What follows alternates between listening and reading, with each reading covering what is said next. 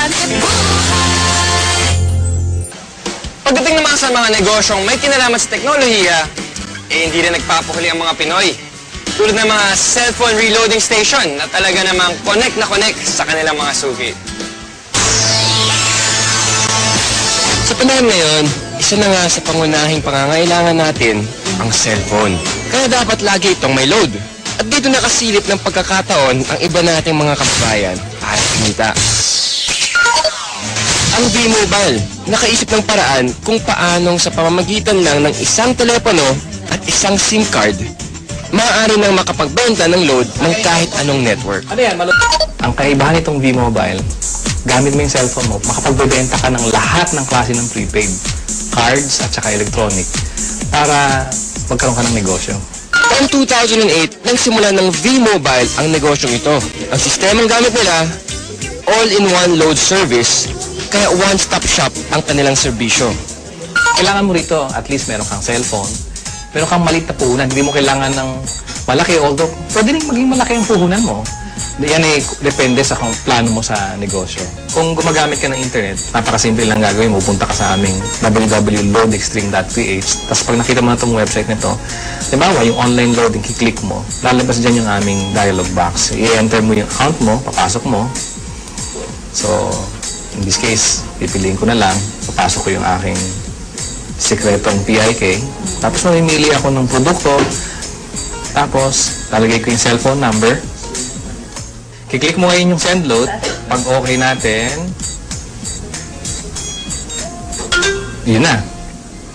Pero paano ka nga ba kikita sa negosyong ito? Halimbawa, may magpapaload sa iyo ng 100 pesos. Ang babawas sa load wallet mo ay 90 pesos lang. Ibig sabihin, may 10 piso kang kita sa bawat 100 na i-reload mo sa iyong customer.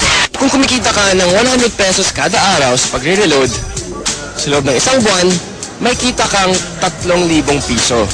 Anip, tulad ni Peewee, na nakatuwaan lang daw noong una ang reloading business. Kasi nabuhat kami, nung nag-start kami noon, magbabarkada lang kami. So every night magkakasama kami. Nakakatuwa. Nung 5 lang kami nagsimula. 5 members na kami. Kapatid ko, mga barkada ko. Tapos ngayon nagulat ako, yung 5 tao nagsimula niya. Ngayon, ano na kami? Almost 100,000. So actually, nag-drag pa siya ng 100,000 members. Ngayon, sa simpleng pagpindot-pindot lang daw niya ng cellphone, kumikita raw si Peewee ng mula 1,000 hanggang 5,000 piso kada linggo. Ano pang hinihintay niyo mga kapartner? Oras na para ang hilig niyo sa paggamit ng cellphone, pakinabangan niyo rin at maging isang maliit na negosyo. Kung mas pinili mo na lang manatili sa bahay ngayong summer, narito ang isang kapaki-pakinabang na tip. At dahil mainit ngayon, alam kong hindi nyo maiwasan na gamitin ang inyong mga aircon. Ito ang isang tip para makatipid kayo sa pagkonsumo ng kuryente.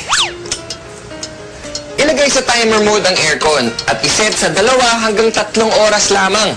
Pagkatapos nito, buksan ang ventilador para mapanatili ang lamig ng kwarto. May enjoy mo na ang lamig, makakatipid ka pa. O di ba? Pwede naman eh. Kaya mga kapartner, tandaan, dapat maging wais all the time. Ano bang masasabi natin?